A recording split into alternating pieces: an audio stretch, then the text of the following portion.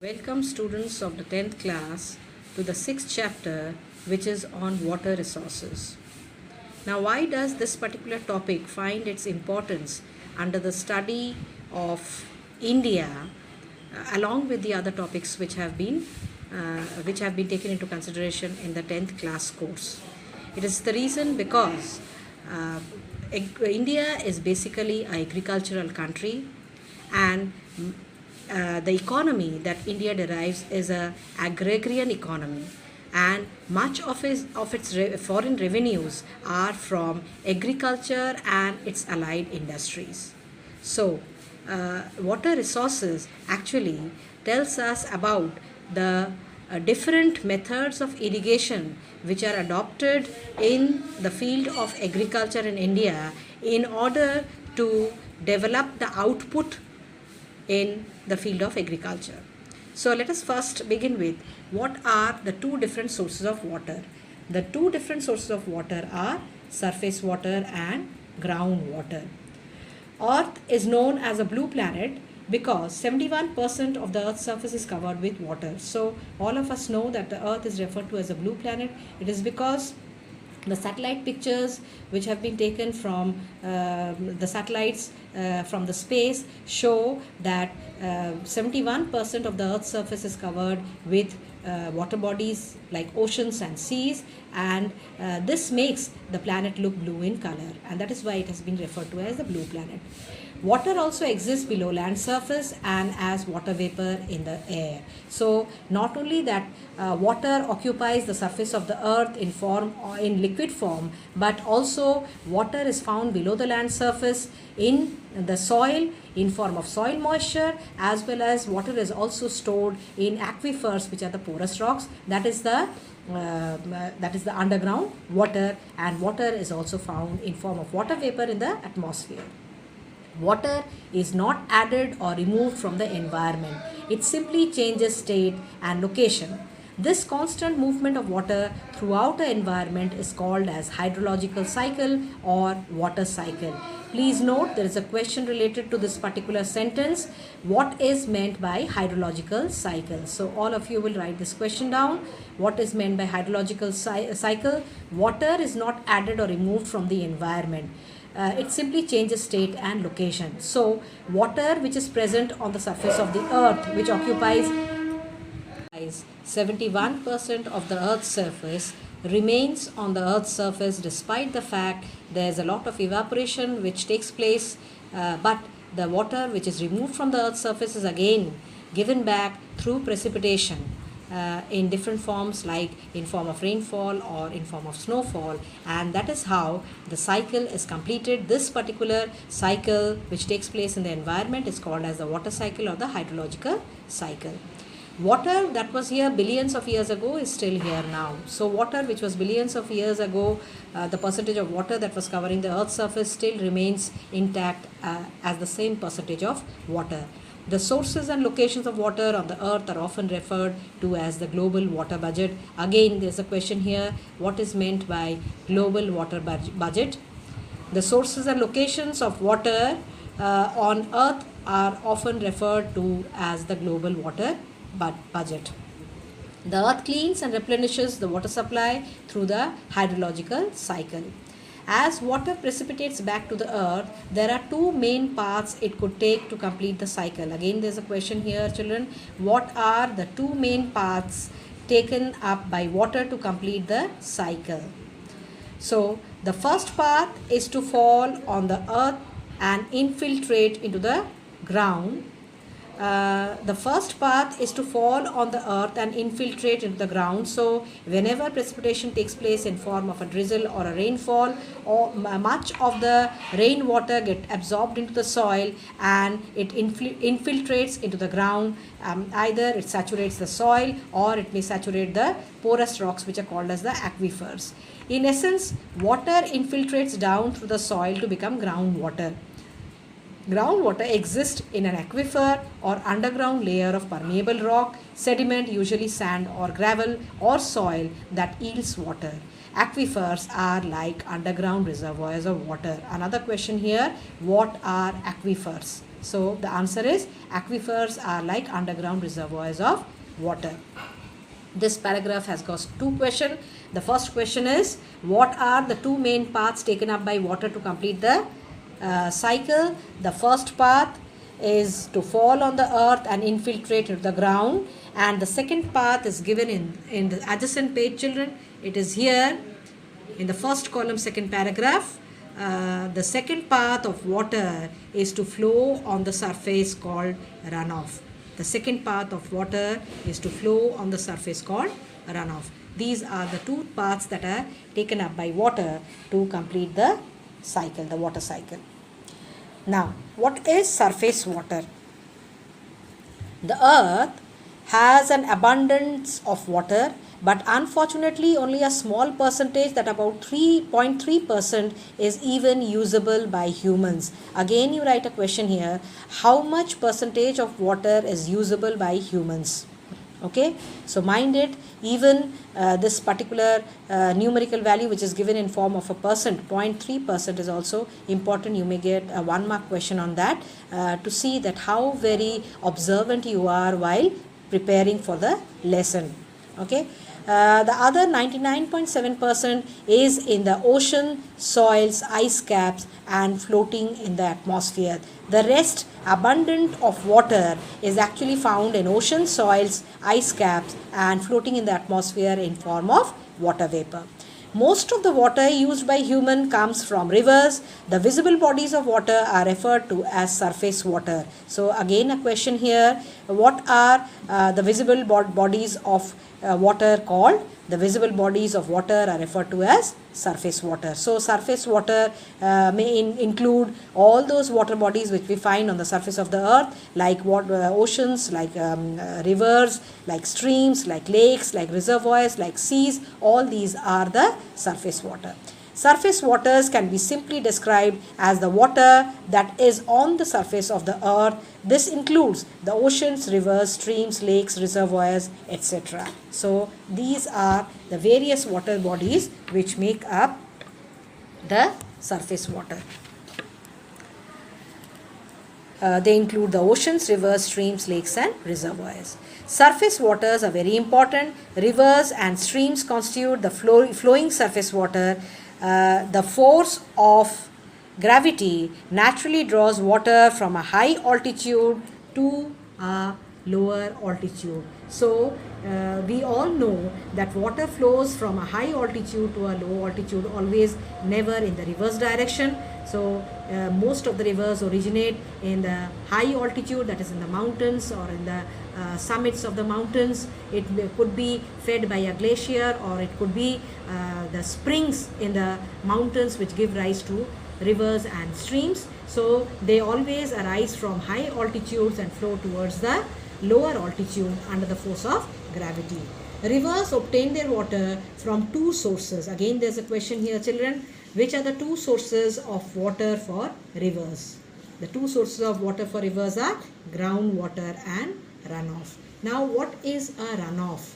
A runoff is all that water which gets wasted when rainfall occurs. You may have observed, children, that rainwater falls from tree tops, maybe from high buildings, the terraces of the building, and it could be from different sources with the water which falls to the open fields, or maybe open areas, or maybe on the streets and roads, and all this water gets drained into nearby gutters or drains, and thus this water is all wasted. This water is called as runoff. They constitute approximately 80% of the water used on daily basis. Surface water is far easier to reach, so this becomes the most common source of potable water. So surface water, since it is very easily accessible, therefore it is the most common source of potable water, water which can be used by human beings, which can be consumed by human beings. When water precipitates faster than it can infiltrate into the ground or the water table, top of the aquifer is so high that the ground is saturated, then the second path for the water is to flow on the surface, that is called as runoff. So in the previous paragraph, children, I was just giving you an idea of what is called runoff. This occurs only when the rate of precipitation is in excess of the rate of absorption of water by the ground or the soil. Okay, so when the rate of precipitation is faster and higher than the rate at which the ground or the soil absorbs water, then the water table gets saturated, and the second part that is taken up by water is in form of a runoff. Now this water gets wasted actually. The sources of surface water are lakes, oceans, rivers. Surface water can be captured for a variety of biospheric and human uses. So this surface water, which is actually wasted, can be actually captured and utilized for various human activities. Now the next classification of water is groundwater. Groundwater is defined as water that is found beneath the surface of the earth in conditions of 100% saturation. If it is less than 100% saturation, then the water is considered as soil moisture. You will all write a question here. What is groundwater?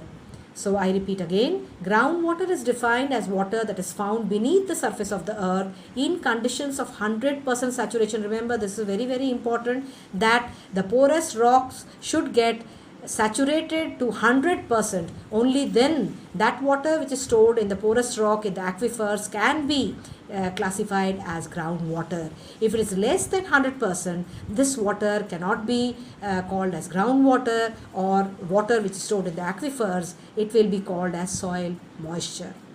98% of the earth's available fresh water is groundwater. So we all know that groundwater is a water which is very much dependable. It's trustworthy. One knows that only fresh water that can be consumed by human beings is the groundwater. It is about 60 times as plentiful as fresh water found in lakes and streams. So groundwater is 60 times as plentiful as the water which is found on the earth's surface in form of lakes and streams. Water in the ground travels through pores in the soil and rock and in fractures and weathered areas of bedrocks. Remember, all these porous rocks which store water underground is called as underground water. They are aquifers. The water does not remain stagnant in one place. It keeps on traveling. How does it travel? It travels through the pores in the soil, or maybe in the joints in the rocks, or the fractures which are found in the rocks. Through these particular spaces, water travels from one place to another. The majority of fresh water is therefore found underground as soil moisture and in aquifers. Again, a question here, children. What are the two forms in which underground water is found? One, it is found in form of soil moisture. The other one is found in aquifers. Groundwater can feed the streams, which is why a river can keep flowing even when there has been no precipitation. Remember, groundwater is such a valuable source of water that it recharges the streams, makes it flow as a perennial source of water throughout the year, despite the fact there is no rainfall, no precipitation occurs, but still we find the streams and rivers flowing on the surface of the earth. It is because the groundwater recharges them. How does the groundwater recharge them? The groundwater recharges them through the help of springs. In some areas, the bedrock has low permeability and porosity levels, yet groundwater can still travel in aquifers. Groundwater can travel through fractures in rock or through areas that are weathered. So I told you that groundwater does not remain stagnant and stored in one place. It keeps on traveling. If the bedrocks have low permeability or the porosity level is low, groundwater can still travel through the aquifers, through the fractures which are found in the rocks or joined in the rocks from one area to another. Monsoons determine the economic state of the country. It controls the agricultural prosperity. But we are all aware of the fact that monsoons are erratic, unevenly spread, and sporadic in nature.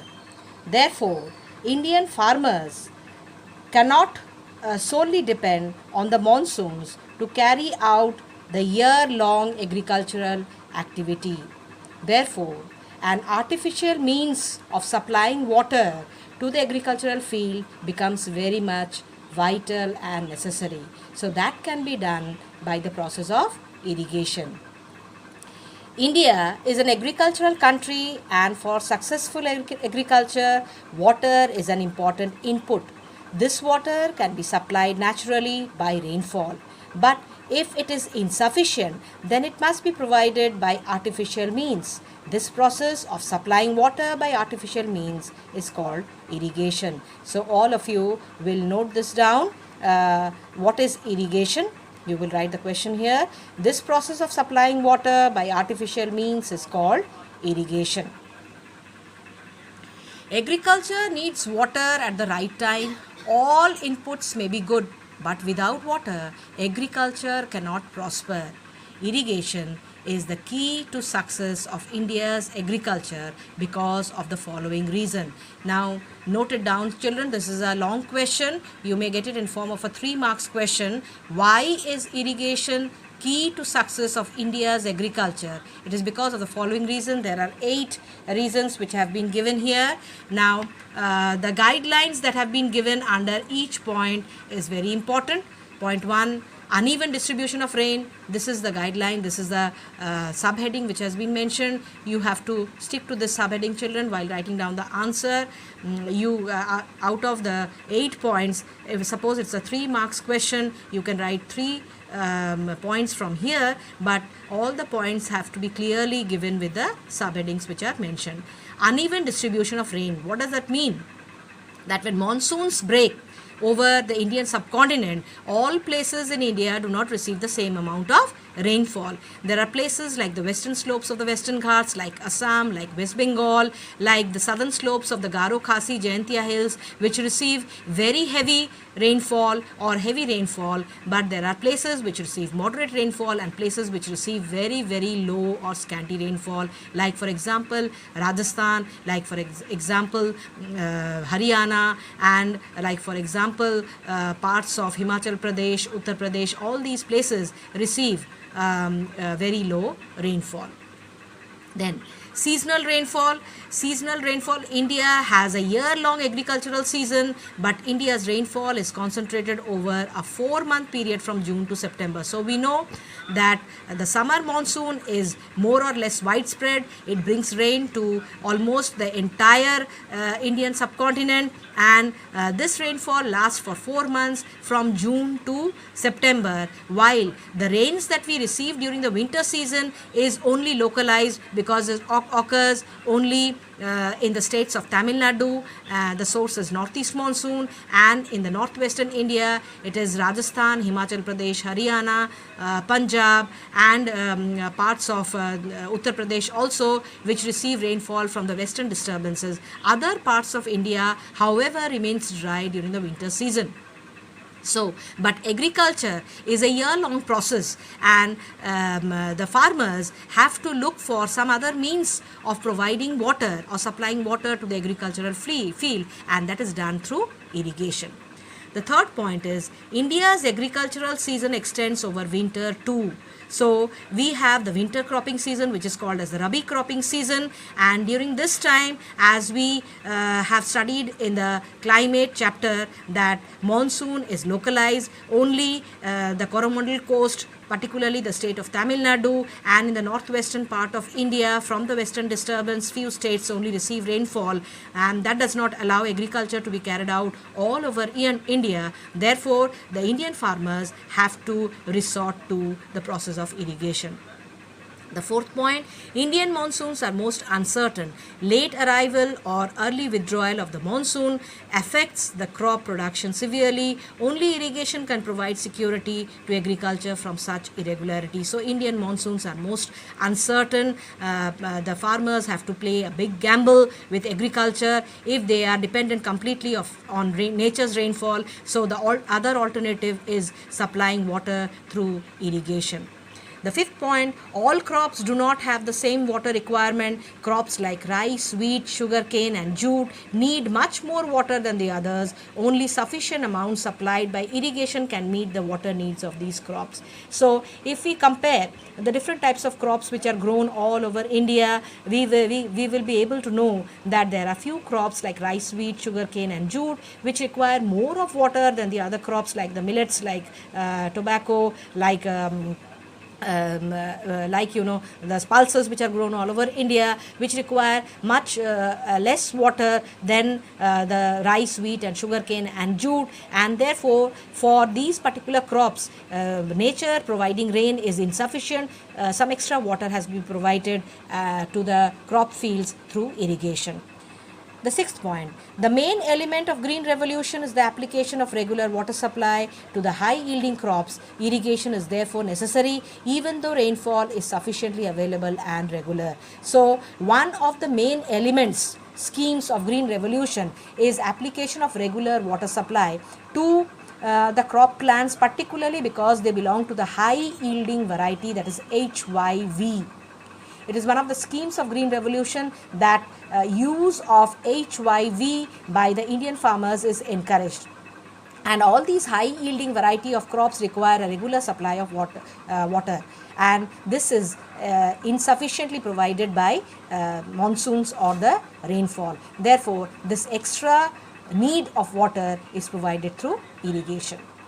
The seventh point, irrigation is necessary to extend the frontiers of cultivation into semi-arid regions. These regions have remained uncultivated because of lack of water. In a country like India, the need for food is increasing because of increasing population. It is important that all possible agricultural land be brought under cultivation. This can be made possible only through irrigation.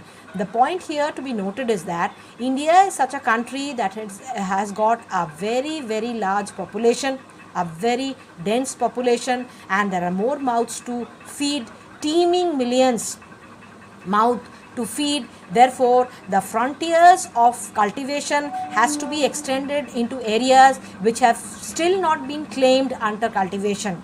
How can that be possible? Those areas are barren lands or maybe the semi-arid regions, and they can be converted into fertile lands only when a regular input of water supply is put into it, and that can be done through irrigation again. The eighth point, in some parts of India such as Assam, Kerala, West Bengal, coastal Karnataka, Maharashtra, rainfall is certain. So these are the states whether rainfall is less or rainfall is moderate or rainfall is heavy. These particular states in India always get sufficient rainfall, but there are certain states in India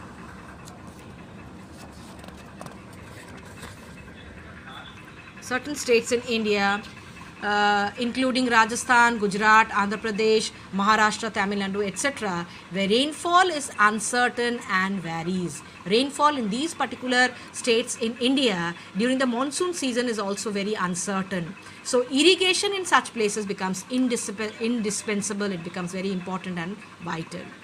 Okay. So we wind up the class here, children. We will resume this video again with the second part of this water resources, the chapter on water resources. Till then, goodbye and take care.